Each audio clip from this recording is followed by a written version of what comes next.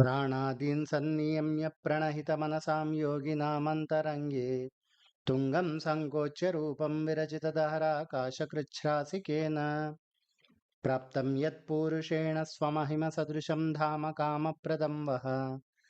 भूयात् तद्भूर्भुवस्वः त्रयवरिवसितं पुष्कराक्षायुधाक्षम्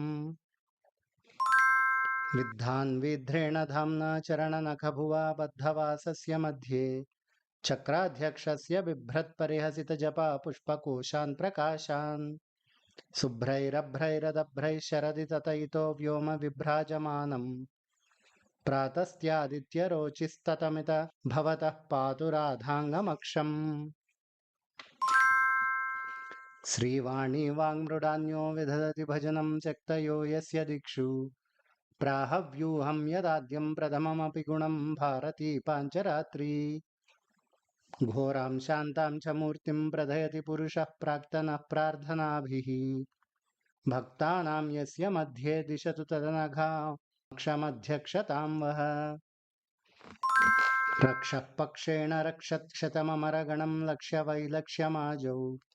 लक्ष्मीमक्षीयमाणां बलमधनभुजे वज्रशिक्षानपेक्षे निक्षिप्य क्षिप्रमध्यक्षयति जगति यद्दक्षतां दिव्यहेतेः अक्षामामक्षतां तत् क्षपयतु भवतामक्षजिल्लक्षमक्ष्यम् इति अक्षवर्णनं पञ्चमम्। ज्योतिश्चूडालमौलिस्त्रिनयनवदनः षोडशोत्तुङ्गबाहुः भृत्यालीढेन तिष्ठन् प्रणवशशधराधारषट्कोणवर्ती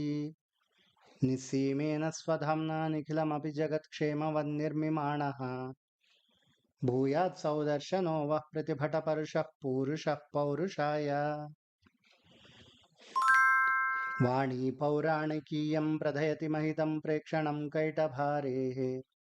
सिक्तिर्यस्येषु दंष्ट्रानखपरसुमुखव्यापिनी तद्विभूत्याम् कर्तुं यत्तत्त्वबोधो न निशितमतिभिः नारदास्त्यैश्च सिक्यः दैवीं वो मानुषीं च क्षपतु सविपदं दुस्तरामस्त्रराजः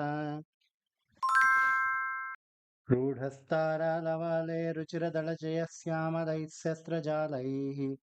ज्वालाभिः सप्रवाळः प्रकटितकुसुमो बद्धसङ्घैः स्फुलिङ्गैः प्राप्तानां पादमूलं प्रकृतिमधुरयच्छायया तापहृद्वः दत्तामुद्दोः प्रकाण्डः फलमभिलषितं विष्णुसङ्कल्पवृक्षः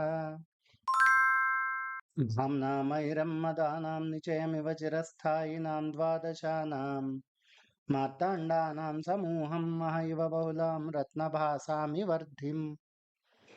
अर्चिस्सङ्घातमेकीकृतमिव शिखिनां बाडभाग्रेसराणां सङ्घन्ते यस्य रूपं स भवतु भवतां तेजसे चक्रराजः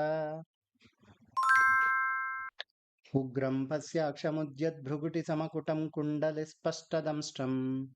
चण्डास्त्रैर्बाहुदण्डैर्लसदनलसमक्षौमलक्षोरुकाण्डम् प्रत्यालेढस्तभादं प्रदयतु भवतां पालनव्यग्रमग्रे चक्रे शोकालकाले ऋतभटविकटाटोपलोपाय रूपम्